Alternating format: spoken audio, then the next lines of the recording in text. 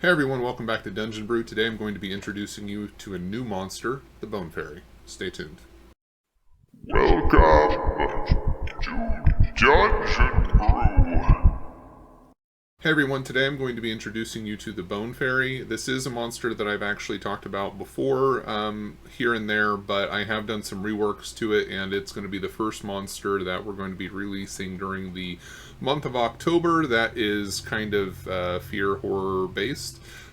Before I get started in actually talking about the Bone Faerie, I do want to point out that we have two other monsters that we're intending to do during the month of October. So if you want to have a vote on which monsters we're actually going to be covering, one of them you can find on the YouTube channel. In the community tab, we have a poll being taken over 4 monsters, and so check those out. And then the other monster that you can pick from is listed on our Patreon page, and it is one that anybody can vote for. You can sign up for the Patreon for free. There's no cost involved, and if you sign up for it, then you can take a vote on one of, I believe, 9 monsters that we have listed. And there's also some information about what all of these monsters are in the larger scheme of things. So check those things out if you're interested in voting on some of the monsters that we're going to be creating for the month of October. So in the meantime, let's get started on the Bone Faerie. So the Bone Faerie is one of those things where I'm sure that most people have seen images popping up around the internet of the Bone Faerie. It's kind of like this alternate version of the Tooth Fairy, and it's something that kind of caught my eye years ago, and I started building on it and tweaking with it because even though I had seen a few people actually make versions of this, in the homebrew community, it was one that I never really felt like captured what I wanted from the Bone Faerie itself. And so I have come up with some lore for it, with a stat block, and then also some alternate options for the way that it works. So the Bone Faerie, by and large, what it is intended to be is a mad fae creature obsessed with collecting mortal bones. So it does whatever it takes in order to be able to gather bones from victims.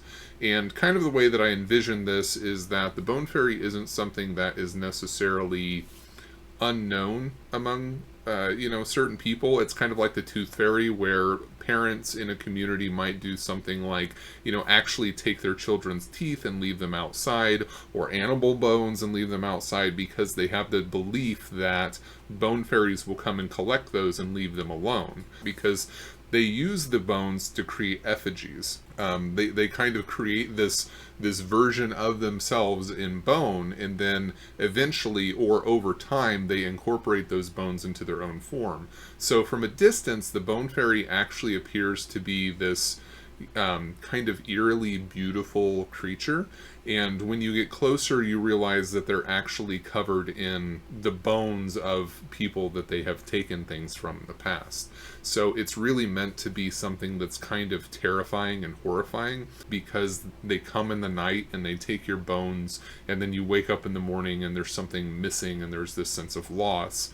And I think it's a really cool option for GMs to employ if they're wanting to run some kind of horror or dread style, arc or campaign, or even just a quest where they're going into a small village or something like that, and the village is terrified because people keep waking up in the morning and they're missing bones. Whether Susie's missing bones out of her feet, or Jim woke up without a skull, that kind of stuff. Real creepy stuff. But anyway, so this is kind of the basic idea behind the Bone Faerie. When I set up the Bone Faerie, I set it up as a CR10, and I think that the tactics that are intended to be used for the Bone Faerie are kind of important in making sure that you get some satisfaction out of this monster. The Bone Faerie is not really a creature that is designed to kill so much. It is capable of this, and it will do so if necessary, but realistically what the Bone Faerie is after is it's just after the bones, right?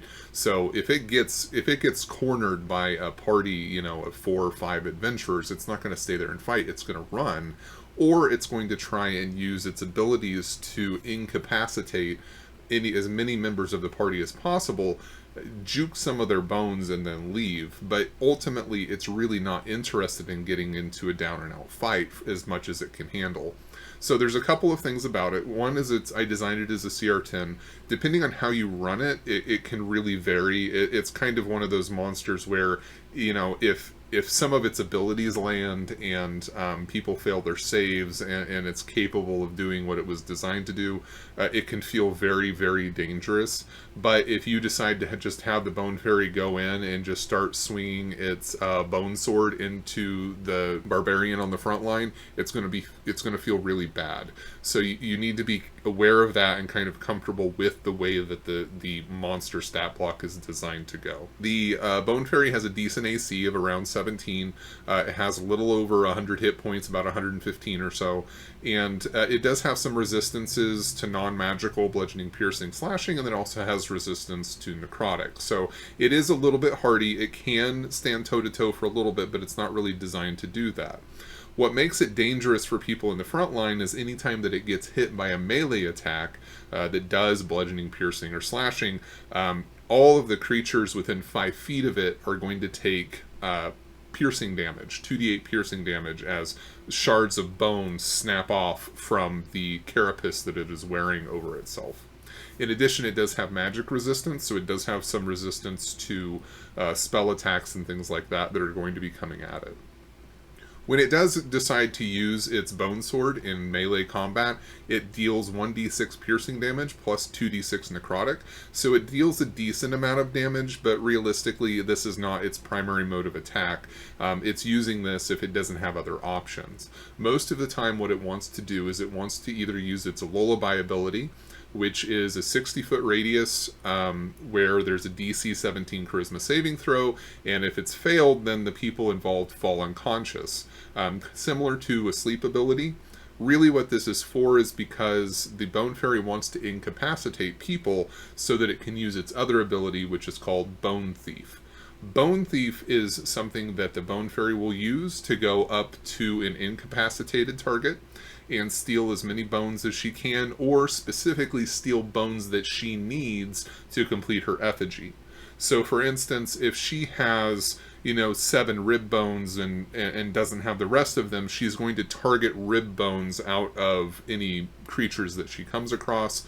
She'll be targeting things like jaws or teeth or whatever it is that she specifically needs. One of the things that I did include in the PDF that you can get from our Patreon, again, this is completely free, is there's an alternate method. So normally when she steals bones, she's going to deal an amount of damage based on the amount of bones that she ends up taking from an individual, which also reduces their maximum HP.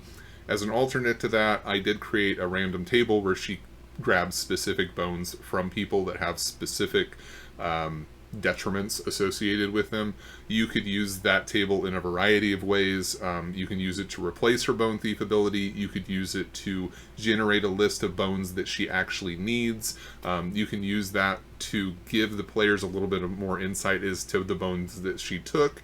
It's really just one of those things to give you some options more than anything else, rather than a hard and fast rule for the way that you should be operating the Bone Thief. I think that it mostly is just there to enable GM creativity more than anything else as part of it. Alright, so that is it.